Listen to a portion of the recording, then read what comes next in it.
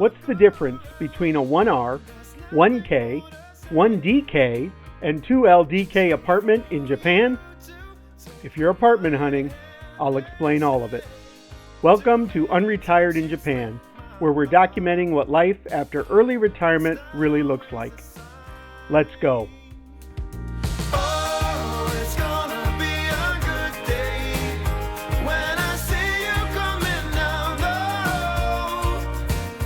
When we started looking for an apartment in Japan, every listing began with a code, like 1R, 1K, 1DK, or 2LDK. At first, they looked completely cryptic. Once you understand the system, though, you can glance at a listing and picture the basic layout before opening the floor plan. The number is the easy part. It tells you how many separate rooms the apartment has outside of the main living area. Those rooms are normally used as bedrooms. So 1K has one room, a 2LDK has two, and 3DK has three. The letters describe the shared space. R stands for room, meaning everything is in one open space. K is kitchen, with a separate kitchen near the entrance. DK means dining kitchen, giving you space for a small table. LDK stands for living, dining, kitchen, with a larger common area designed for cooking, eating, and relaxing. For example, a 1R is basically a studio apartment. A 1K separates the kitchen from the main room. A 1DK adds a dining area, while a 1LDK includes a separate living space. A 2LDK has two separate rooms, plus a living, dining, and kitchen area, making it a popular layout for couples or anyone who wants a home office. One thing we found interesting is that Japan focuses on the apartment's layout instead of just the number of bedrooms. Two apartments can both have two rooms, but feel very different depending on whether the shared space is a tiny kitchen or a full living and dining area. Once you understand these codes, apartment listings become much easier to read. The next question is how big those rooms actually are, because in Japan, room size is often measured in tatami mats instead of square feet or square meters. Tatami are a traditional straw mat that's been used as flooring in Japan for centuries. While many modern apartments don't have tatami floors anymore, the mats are still used as a standard way to describe room size.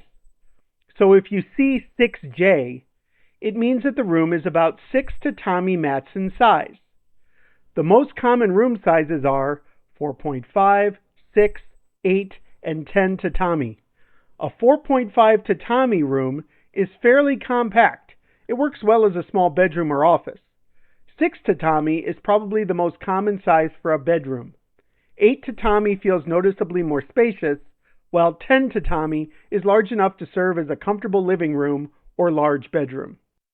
Once you understand both the layout code and the size measurements, you can quickly narrow down apartments that fit your needs. The next step is finding those listings and learning how to communicate with real estate agents, even if you don't speak Japanese. Once you know how to read a listing, the next step is finding apartments to look at. There are plenty of websites, but they generally fall into two categories: sites designed for foreigners and sites built for the Japanese market. If you're just getting started, I recommend browsing Real Estate Japan and Gajinpot Housing. Both are available in English and make the process less intimidating. The selection is smaller, but they're excellent for learning what different layouts, neighborhoods, and price ranges look like. Once you're comfortable, it's worth searching the larger Japanese sites like Sumo. Sumo usually has many more listings, and modern browsers can translate the pages well enough to make it easy to navigate. One thing we didn't realize at first is that the website isn't nearly as important as the real estate agent. Most agencies have access to the same nationwide listing database, so if you find an apartment on one website, another agent can often show you that same exact property. You're not locked into the first agent you contact, and it's perfectly normal to reach out to several until you find someone who's responsive and easy to work with. That's exactly what we did. We found listings we liked online, contacted an agent, and before long, almost every conversation moved to the Line app, which is Japan's most popular messaging app. It's the standard way many agents communicate with clients. Line turned out to be much easier than we expected because it has built-in translation. We were able to ask questions, schedule apartment viewings, exchange documents, and discuss lease details without speaking fluent Japanese. The translations weren't perfect, but they were more than good enough to keep the process moving. Looking back, that's probably the tip I wish someone had told us before we started. Learning a few apartment codes is helpful, but being comfortable using Line and contacting multiple agents made apartment hunting much easier. Once you've found a few apartments you like, there's one more thing to understand before making a decision, because the listing doesn't tell you everything you need to know. By this point, you can read the layout, understand the size, and find apartments online. The last step is knowing what isn't obvious from the listing, because two apartments with the same layout can feel completely different in person. One of the first things to check is the building itself. Newer buildings often have better insulation, newer appliances, and updated safety features, but many older buildings are well maintained and can offer much better value. It's also worth looking at the construction type. Reinforced concrete buildings are generally quieter and provide more insulation than wood frame buildings, although they often come with higher rent. Next, pay attention to the apartment's location within the building. Which floor is it on? Is there an elevator? Which direction do the windows face? A south-facing apartment usually gets more natural light throughout the day, while a north-facing unit may stay cooler but receive less direct sunlight.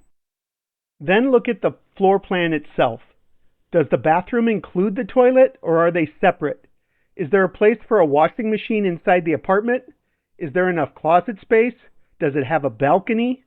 These details make a big difference in day-to-day living, but aren't always obvious from the apartment code alone.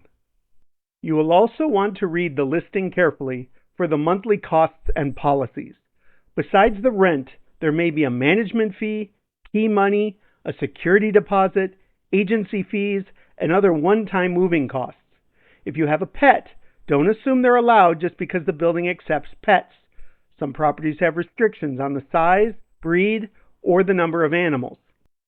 Apartment hunting in Japan can feel confusing at first, but once you know how to read the layout codes, understand tatami requirements, find listings, and communicate with agents, it becomes much more manageable. I hope this video helps make your apartment search a little easier. If it did, I'd appreciate if you'd subscribe, like the video, and if you have any questions, leave them in the comments below. Thanks for watching, and until then, we remain unretired in Japan.